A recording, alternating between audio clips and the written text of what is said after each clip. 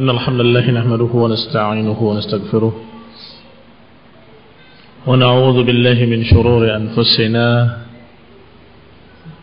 ومن سيئات أعمالنا من يهده الله فلا مضل له ومن يضلل فلا هادي له وأشهد أن لا إله إلا الله وحده لا شريك له وأشهد أن محمدا عبده ورسوله صلى الله عليه وعلى آله وأصحابه والتابعين وتابع التابعين ومن تبعهم بإحسان إلى يوم الدين. يا أيها الذين آمنوا اتقوا الله حق تقاته ولا تموتن إلا وأنتم مسلمون. يا أيها الناس اتقوا ربكم الذي خلقكم من نفس واحدة وخلق منها زوجها وبث منهما رجالا كثيرا ونساء واتقوا الله الذي تساءلون به والأرحام إن الله كان عليكم رقيبا. يا أيها الذين آمنوا اتقوا الله وقولوا قولا سديدا يصلح لكم أعمالكم ويغفر لكم ذنوبكم ومن يطع الله ورسوله فقد فاز فوزا عظيما. أما بعد فإن خير الحديث كتاب الله وخير الهدي هدي محمد صلى الله عليه وعلى آله وسلم وشر الأمور محدثاتها فإن كل محدثة بدعة وكل بدعة ضلالة وكل ضلالة في النار. أخواني في الدين أعزكم الله. إخواني الطلبة rahimani wa rahimakumullah. Kita masih pada bab istighlalus salaf lil waqti fi mudarasatil ilm. Bab tentang bagaimana salaf memanfaatkan waktu untuk belajar. Pertama dibacakan ucapan Rasulullah sallallahu alaihi wa ala alihi wasallam yang dikeluarkan oleh Bukhari dalam sahihnya dan juga Tirmidzi. Ni'matani maghbunun fihima katsirun minan nas as-sihhatu wal faragh. Dua kenikmatan yang banyak dilalaikan oleh kebanyakan manusia, yaitu kesempatan dan kesehatan. Kesehatan dan kesempatan. Dengan hadis ini para salafus saleh sangat memperhatikan kesempatan, tidak membuang-buang waktu. Yang kedua hadis dari Rasulullah SAW yang diriwayatkan oleh Ibnu Abi Syaibah dan juga Imam Al-Hakim, dan Hakim mensahihkan dan disepakati oleh Imam Adz-Dzahabi rahimahumullah, semoga Allah merahmati mereka para ulama, yaitu hadis ightanim khamsan qabla khamsin. Ambillah kesempatan 5 sebelum datang yang 5. Masa mudamu sebelum datang masa tuamu, sehatmu sebelum datang waktu sakitmu, kecukupanmu sebelum datang kefakiranmu, dan masa kosongmu sebelum datang masa sibukmu. Ini juga yang menyebabkan mereka pada salafus saleh sangat memperhatikan waktu, karena diperintahkan untuk ightanim khamsan qabla khamsin. Ambillah kesempatan yang 5 sebelum datang yang 5. Maka diriwayatkan dari Al-Mu'afa Ibn Zakaria rahimahullah dari ba'di ashabi Abi Ja'far At-Tabari, dari beberapa sahabat Ja'far At-Tabari, ini Abu Ja'far At-Tabari rahimahullah, wa kana bi hadrati Abi Ja'far At-Tabari qabla mautihi bi sa'ah, yaitu ketika Abu Ja'far At-Tabari didatangi kematiannya beberapa saat sebelum wafatnya.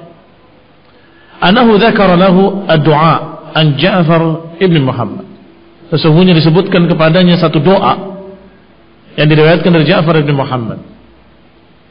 Maka Abu Ja'far At-Tabari menyatakan atau dikatakan istad'a mihbaratan wa sahifatan fakatabahu. Dia meminta, istad'a meminta, maka beliau meminta mihbarah, tinta, dan lembaran kertas. Mihbarah itu tinta dan ada penanya untuk menulis. Fakatabahu, maka dicatatnya doa tadi yang dia baru dapatkan riwayatnya dari Ja'far bin Muhammad. Faqila lahu, Maka dikatakan kepada beliau, kepada Abu Ja'far At-Tabari, afi hadhil hal, apakah dalam keadaan kamu seperti ini kamu mencatat hadis? Dijawab, faqala yanbaghi lil insani alla yada iqtibas al-ilm hatta al-mamat. Semestinya, kata Abu Ja'far At-Tabari, semestinya hendaklah seseorang itu mengambil ilmu, memanfaatkan ilmu, mencatat ilmu hingga kematiannya. Lihat, beliau beberapa saat sebelum wafatnya, ketika mendengar satu riwayat yang baru, dia catat. Satu riwayat yang beliau baru dengar, maka dicatatnya, walaupun dalam keadaan sakitnya parah, walaupun setelah itu berapa saat kemudian dia akan mati. Ketika ada yang tanya, afi hadhil hal, ya Abu Ja'far, apakah kamu keadaan seperti ini masih mencatat hadis? Dia jawab, iya, semestinya. Yang namanya mencari ilmu itu sampai mati. Lihat, ikhwan fillah, azakumullah, dalam keadaan sakit, dalam keadaan susah, dalam keadaan akan wafat, masih mencatat hadis. Bisa dibayangkan bagaimana kalau dalam keadaan sehat, semangat beliau dalam mencari ilmu. Demikianlah keadaan para salafus saleh. Diriwayatkan pula dari Ibrahim ibn Jarrah Al-Kufi rahimahullah, maridha Abu Yusuf Ya'qub ibn Ibrahim. Abu Yusuf yang namanya Ya'qub ibn Ibrahim sakit pada satu hari. Fa'ataituhu a'uduhu, maka aku datang menjenguknya, kata Ibrahim ibn Jarrah. Aku datang menjenguk Abu Yusuf. Fawajadtuhu mughma alaih, maka aku dapati dia dalam keadaan tidak sadarkan diri. Mughma alaih artinya pingsan, tidak sadarkan diri. Falamma afaqa qala li, ketika sadar dari pingsannya, bangun dari ketidaksadarannya, dia berkata kepadaku, kata Ibrahim bin Jarrah, ya Ibrahim, ma taqulu fi mas'alati kadza? Wahai Ibrahim, apa pendapatmu dan apa yang kau katakan tentang masalah ini? Nanya tentang ilmu, tukar ilmu. Apa kau pernah dengar masalah ini? Apakah kau punya sesuatu ucapan tentang itu? Maka dijawab oleh Ibrahim bin Jarrah yang sedang menjenguknya, afi hadhil hal, apakah dalam keadaan seperti ini kamu masih tanya masalah ilmu? Qala, dia menjawab, wala ba'sa bidzalik, nadrus la'allahu yanju bihi najin. Enggak mengapa, belajar, kata beliau. La ba'sa bidzalik, tidak mengapa demikian. Nadrus, kita mempelajari ilmu walaupun dalam keadaan mau mati sekalipun. La'allahu yanju bihi najin, siapa tahu ada orang yang selamat karena ilmu tersebut yang didapatkan di akhir hidupnya. Siapa tahu akan selamat orang yang selamat dengan ilmu tersebut. Shadaqa wallah. Benar sekali demi Allah apa yang dikatakan oleh beliau Abu Yusuf Ya'qub ibn Ibrahim rahimahullah, bahwasanya kita pelajari ilmu walaupun kita dalam keadaan sangat sakitnya, parah, bahkan sampai tidak sadarkan diri. Kemudian sadar kembali, dia bertanya tentang ilmu. Apa yang kau katakan tentang masalah ini, tentang masalah itu? Kemudian ketika ditegur, afi mithli hadhil hal, apakah dalam keadaan seperti ini kamu masih berbicara hadis? Dijawab, la ba'sa bidzalik, tidak mengapa. Bahkan kita belajar bisa jadi akan selamat orang yang selamat karena ilmu tersebut. Bisa jadi akan selamat orang yang selamat. Bagaimana kira-kira? Orang itu misalnya ada yang salah dalam memahami perkara, atau ada yang menyimpang dalam satu pendapat. Ketika akan wafatnya kemudian dia tanya, apa yang kamu katakan tentang pendapat ini? Dia jawab bahwa dalam hal itu ada hadis. Hadis? Iya, hadis sahih diriwayatkan dari sini. Selama ini aku belum pernah dengar hadis tersebut. Astagfirullah, berarti aku kemarin salah. Aku bertobat kepada Allah, kemudian wafat. Selamat atau enggak selamat? Selamat dia. Karena dia berhasil memperbaiki, dan dia sempat bertaubat ketika akan wafatnya dengan ilmu yang disampaikan di akhir hidupnya, dengan hadis yang disampaikan di akhir hidupnya. Sehingga kata beliau, la ba'sa bidzalik, tidak mengapa kita memanfaatkan waktu walaupun kita sudah dalam keadaan seperti ini. Siapa tahu, kata dia, la'allahu yanju bihi najin, bisa jadi akan ada yang selamat karena ilmu yang didapatkan di akhir hidupnya. Selamat karena dia mengetahui ternyata apa yang dilakukan kemarin salah, sempat beristighfar, sempat bertaubat. Lihat bagaimana para salafus saleh memanfaatkan waktu walaupun dalam keadaan sangat gentingnya. Bab berikutnya, bab tentang alamatu ahli sunnah, tanda-tanda ahli sunnah atau ciri-ciri ahli sunnah. Allah Ta'ala, Allah Subhanahu wa Ta'ala berfirman, "Alladzina yattabi'una ar-rasula an-nabiyya al-ummiyya alladhi yajidunahu maktuban 'indahum fit Taurat wal Injil ya'muruhum bil ma'ruf wa yanhahum 'anil munkar wa yuhillu lahum at-tayyibat wa yuharrimu 'alayhim al-khaba'ith wa yadh'u 'anhum israhum wal aghlal allati kanat 'alayhim فالذين آمنوا به وعزروه ونصروه واتبعوا النور الذي أنزل معه أولئك هم المفلحون." Dibawakan ayat Allah Subhanahu wa taala dalam surat Al-A'raf ayat 157. Alladzina yattabi'una ar-rasul. Mereka yang mengikuti Rasulullah SAW. An-Nabiyil Ummi. Ini ciri pertama dari ciri ahli sunnah. Alladzina yattabi'una ar-rasul, yang mengikuti Rasul sallallahu alaihi wa ala alihi wasallam. An-Nabiyyul Ummiyya, yaitu mengikuti nabi yang ummi, yang tidak membaca dan tidak menulis. Alladzi yajidunahu maktuban 'indahum, yaitu yang mereka sudah mendapatinya tertulis pada sisi mereka di dalam kitab-kitab mereka para ahlul kitab. Fit Taurat wal Injil, di dalam Taurat dan dalam Injil. Ya'muruhum bil ma'ruf, yang Rasul Nabi yang ummi tadi memerintahkan kepada yang ma'ruf.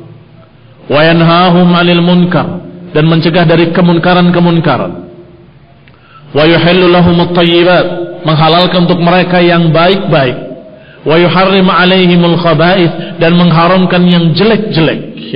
Wa yadh'u anhum israhum, dan menggugurkan dari mereka perkara yang berat atas mereka, yakni melepaskan dari mereka kesusahan mereka. Wal aghlal, dan melepaskan belenggu-belenggu allati kanat alaihim, belenggu-belenggu yang ada pada mereka. Falladzina amanu bihi وعزروه ونصروه وتبعوا النور الذي أنزل معه أولئك هم المفلحون. Maka kata Allah, orang-orang yang beriman kepadanya, beriman kepada Rasul, wa'azzaruhu, dan mendukungnya, wa nasaruhu, dan membelanya, wattaba'un nur alladhi unzila ma'ah, dan mengikuti cahaya yang diturunkan bersamanya. Ulaika humul muflihun. Merekalah orang-orang yang muflih, orang-orang yang akan mendapatkan falah. Berapa disebutkan ciri-ciri ahli sunnah di dalam kitab, dalam ayat ini? Pertama, yattabi'una ar-rasul, mereka ittiba' pada Rasul. Disebutkan secara rinci di belakangnya. Apa itu ittiba' ar-rasul? Alladzina amanu bihi, yaitu yang beriman kepadanya, mendukungnya, membelanya, dan mengikuti cahaya yang dibawanya. Ini ahlu sunnah. Jelas inilah yang dikatakan ahlu sunnah, yaitu yang Allah katakan ulaika humul muflihun, merekalah yang akan falah. Yang namanya ahlu sunnah bukan hanya pengakuan-pengakuan, bukan hanya pengakuan seseorang atau sebagian kelompok, kami ahlu sunnah, kami ahlu sunnah. Tetapi yang namanya ahlu sunnah yang memiliki ciri-ciri seperti ayat ini. Ciri-ciri seperti digambarkan oleh Allah Subhanahu wa taala dalam ayat ini, yaitu amanu bihi wa azzaruhu wa nasaruhu wa taba'un nur alladhi unzila ma'ah. Yang namanya ahlu sunnah al-muflihun, yaitu yang beriman kepadanya, kepada Nabi, yang mendukungnya, membelanya, dan mengikuti cahaya yang dibawa olehnya sallallahu alaihi wa ala alihi wasallam. Kemudian ayat berikutnya yang merupakan ciri-ciri ahlu sunnah adalah Allah Subhanahu wa taala berfirman di dalam surat Ali Imran ayat 182. Yauma tabyaddu wujuhun wa taswaddu wujuh. hari ketika wajah-wajah menjadi putih dan wajah-wajah menjadi hitam. Kemudian Allah katakan, wa ammal ladzina biyaddat wujuhuhum fa fi rahmatillah hum fiha khalidun. Adapun wajah-wajah yang putih bersih nanti pada hari kiamat, maka mereka lah fi rahmatillah, mereka lah orang-orang yang ada dalam rahmat Allah. Hum fiha khalidun, mereka akan kekal di dalamnya.